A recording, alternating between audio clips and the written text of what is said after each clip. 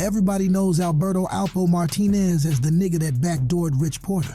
Mad folks in Harlem were shocked when they found out Alpo murked Rich, a nigga he loved, a nigga that he was getting money with. But those who know Po's history, especially his come up in Spanish Harlem, could see him backdooring Rich from a mile away. When it comes to Harlem dope boy Alpo Martinez, betraying those close to you wasn't grimy, it was simply part of the game. The room was cold, hustlers busting poles, all for the dough.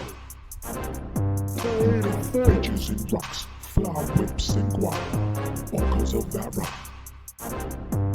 Same nigga you call bro will backdoor your bro, all for the snow. God telling you stop, but it's so hard to stop, slinging that crack rock.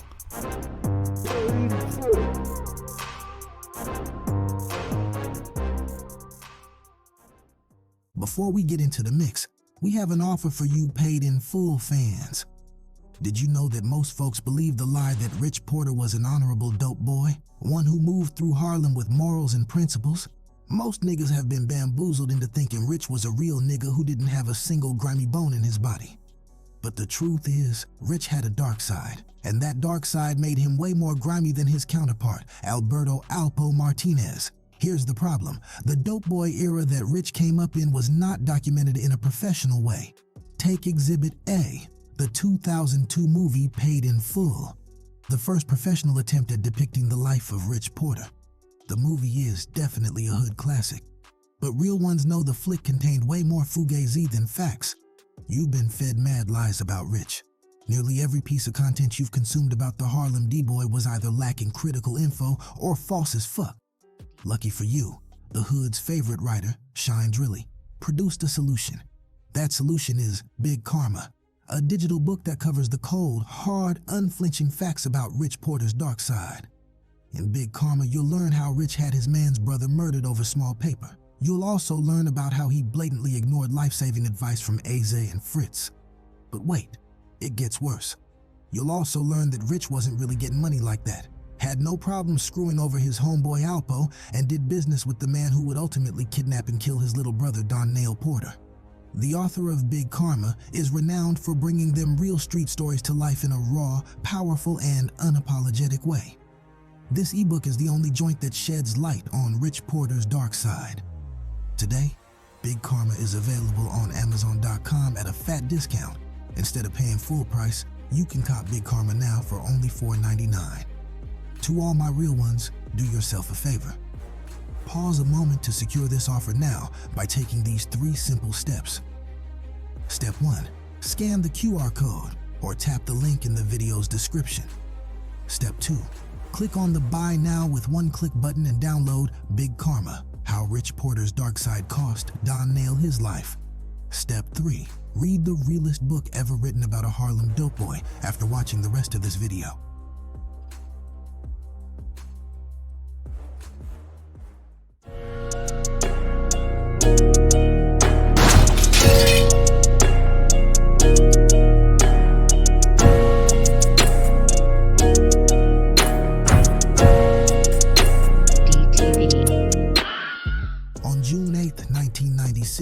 Alpo Martinez came into this cold world kicking and screaming.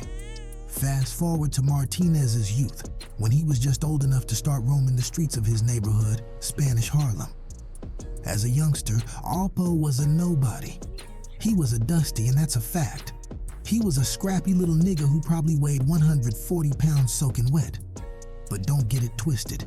Even as a dusty young Po was one tough little nigga. He was quick to flip and was always ready to get into some shit. He also was nice with them hands, thanks to a couple of boxing lessons he took with the youngest world champion in sports history, Wilfredo Benitez. Even as a dusty, Po had that it factor. It wouldn't be long before the OGs of Harlem started saying Po had the eye of the tiger.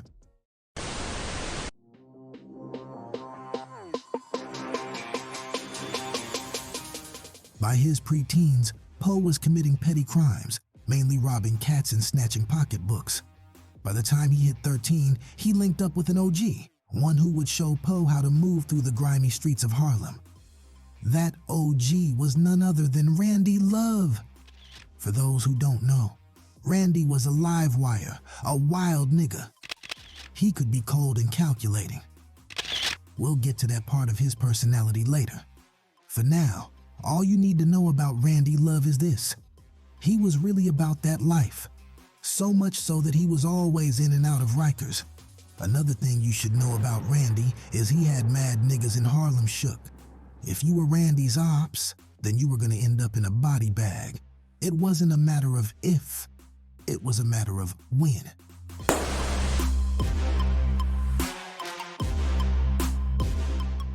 Under Randy's supervision, Poe was selling packets of heroin hand to hand on the corner. When it came to slanging heroin, a hustler had to be on the corner ready to pump mad early in the morning. I'm talking 5 a.m. Even though Poe was a teen, he was on that corner every morning at 5 like clockwork. Poe was hungry little nigga, and Randy respected the shit out of that. Eventually, Randy would drag Alpo deeper into the streets.